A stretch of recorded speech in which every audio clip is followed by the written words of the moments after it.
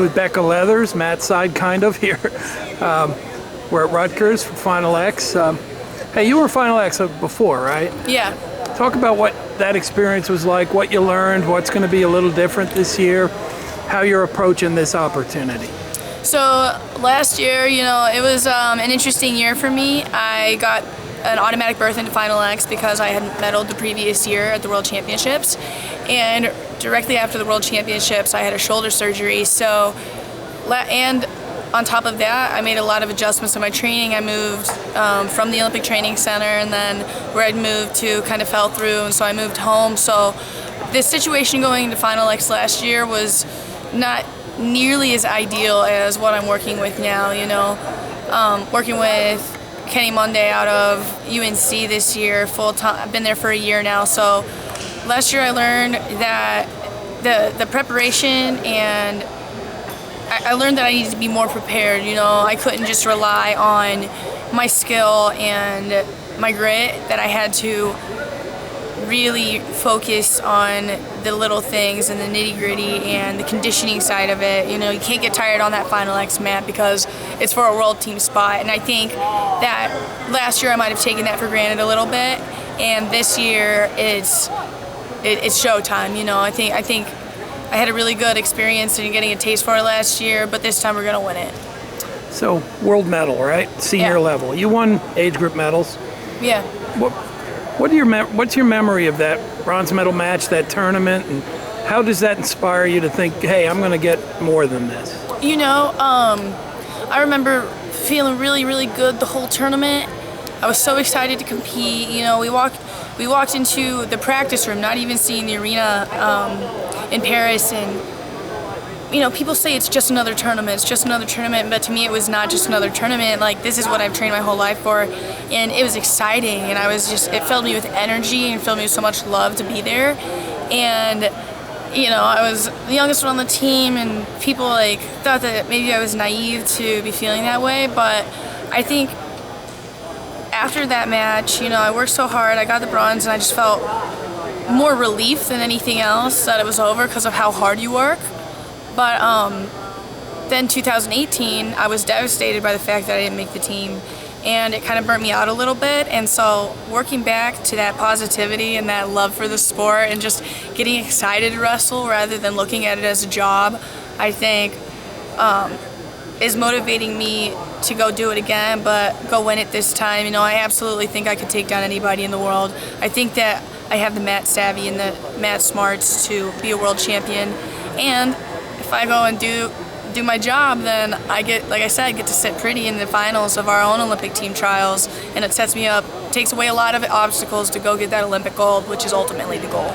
So you had to move to North Carolina to be coached by an Oklahoman named Kenny Monday. Yeah. So do you guys speak the same language? I mean, you might be in the South now, but you got Kenny.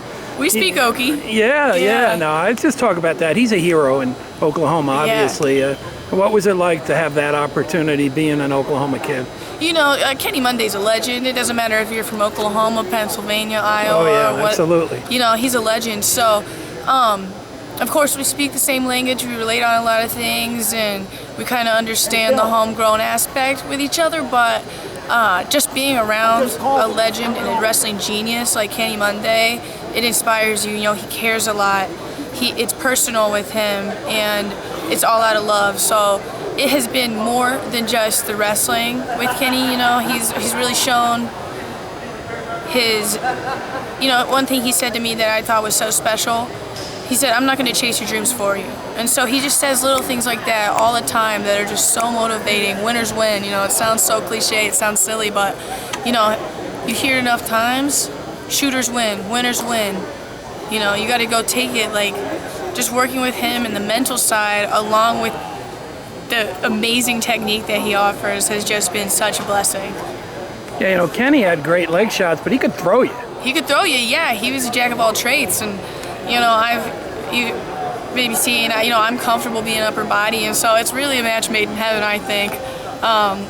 And getting familiar with every position, is something that Kenny has worked with us on a lot. And yeah, not only leg attacks, but short offense, throwing you.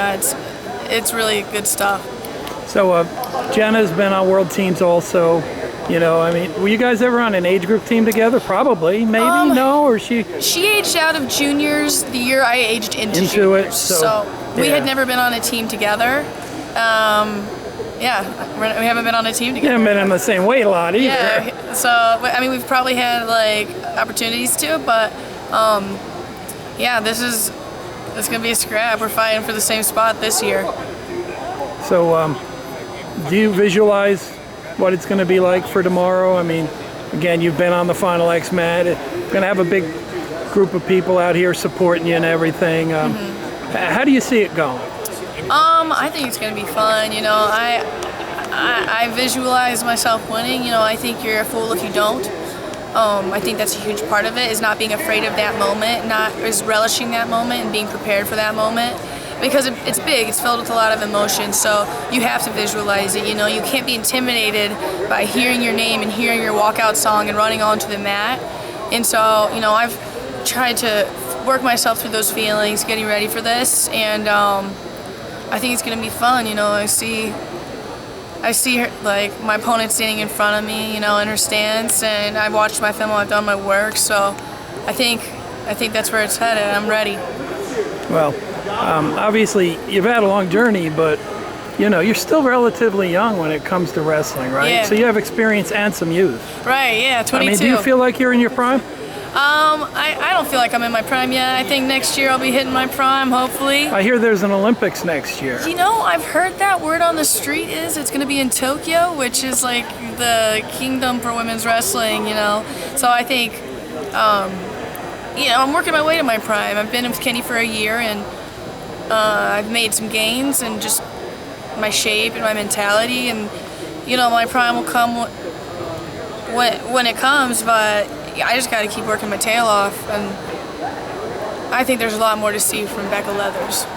Well, hey, we're looking forward to seeing it. You're about 6 out of 6, so they've got you on like you're going to be the lead for this card, right? I'm ready, yeah. Should be exciting. Time to show up. Thanks a lot, Becka. Thanks, Gary. Appreciate it.